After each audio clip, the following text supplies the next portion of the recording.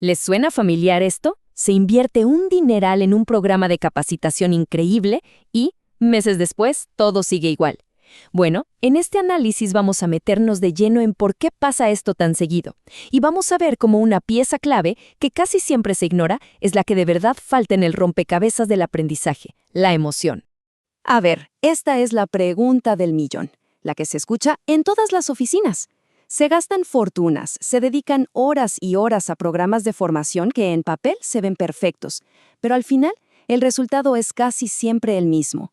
Un impacto mínimo y, seamos sinceros, ningún cambio real de comportamiento. Entonces, ¿qué es lo que está fallando? Y miren, aquí está la respuesta. Así de simple y así de potente. Creemos que aprender es algo de la cabeza, pura lógica, pero no. Es un proceso que pasa por el corazón, por las emociones. La clave no es qué se enseña, sino cómo se siente la persona que está aprendiendo. Este es el punto de partida de todo lo que vamos a ver hoy. Ok, empecemos por analizar bien el problema de fondo. ¿Por qué es que fallan tantos y tantos programas de aprendizaje? La respuesta, como les decía, está en algo que casi siempre se nos pasa por alto. Aquí está el meollo del asunto. Podemos tener el contenido más increíble, la tecnología más de punta, pero si la persona que aprende se siente presionada, estresada o simplemente no le ve el sentido, su cerebro, literalmente, se pone en modo de autoprotección. Y ahí, todo el impacto de la capacitación, ¡puf!, se esfuma. Pero bueno, no todo son malas noticias. Si el problema está en cómo nos sentimos, pues la solución también. Vamos a ver qué nos cuenta la neurociencia sobre este cerebro emocional y, sobre todo, cómo podemos ponerlo a jugar de nuestro lado. Es hora de desterrar esa vieja idea de que la emoción y la razón son enemigos. La ciencia nos demuestra que es justo al revés. Trabajan juntas. De hecho, las emociones son como el pegamento del aprendizaje. Cuando algo nos interesa, nos emociona o nos parece importante, nuestro cerebro es como si encendiera un reflector sobre esa información. Y así, claro, nos ayuda a recordarla mucho mejor. Miren qué interesante este contraste. Por un lado, a la izquierda, tenemos el contexto de amenaza. O sea, cuando hay estrés, presión, miedo a equivocarse, el cerebro se pone en modo supervivencia. ¿Y qué pasa? Se vuelve rígido, no piensa con claridad, no reflexiona. Pero por otro lado, a la derecha, en un contexto de seguridad, donde hay interés, donde se siente que hay un propósito, ahí la cosa cambia. El cerebro se relaja, libera recursos, la memoria funciona mejor y se abre a explorar ideas nuevas. Y esto nos lleva a un concepto que es fundamental, la seguridad psicológica. Y ojo, no es solo una frase de moda de recursos humanos, es la sensación real, compartida en un equipo, de que uno puede levantar la mano, hacer una pregunta que parezca tonta, proponer una idea medio loca o admitir un error y saber que no te van a castigar o a humillar por eso. Es básicamente el terreno fértil donde el aprendizaje de verdad puede crecer. Porque si no existe esa seguridad, ¿qué pasa? El cerebro se pone a la defensiva.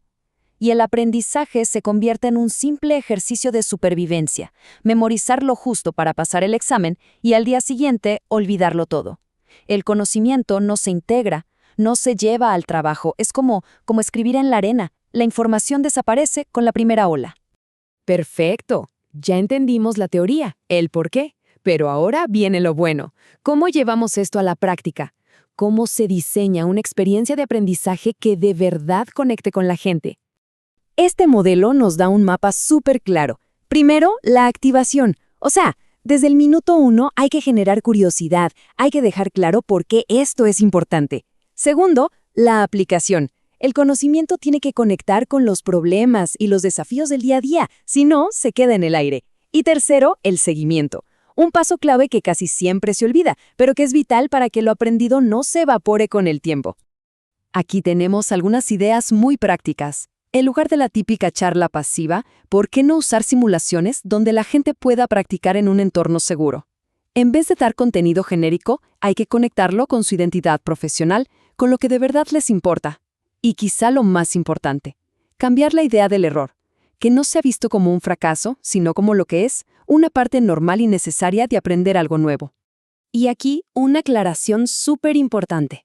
Cuando hablamos de emoción, no nos referimos a poner jueguitos o hacer la capacitación divertida porque sí, eso es muy superficial. Es confundir la emoción con el simple entretenimiento. No. El verdadero objetivo es que la experiencia sea emocionalmente significativa, que conecte con las metas, con los retos, con el propósito de la persona. Porque cuando algo nos resulta significativo, el cerebro se engancha solo, de forma natural. No hay que forzarlo. Como podemos ver, esto va mucho más allá de una simple técnica de capacitación. En realidad, estamos hablando de un cambio de paradigma total en cómo entendemos el desarrollo de las personas dentro de una organización. Esta frase de verdad lo resume todo. El problema casi nunca es el contenido, casi nunca es la falta de información.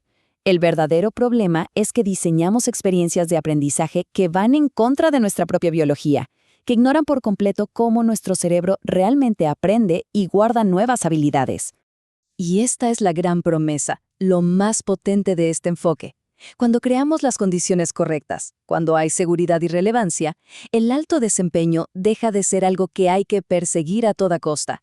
Se convierte simplemente en la consecuencia natural de un entorno donde la gente se siente segura y motivada para aprender y crecer. Así que cerramos con esta reflexión.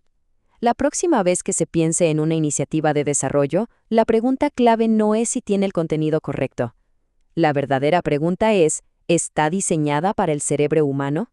Porque en esa respuesta está la diferencia entre una capacitación que se olvida al día siguiente y una que realmente transforma.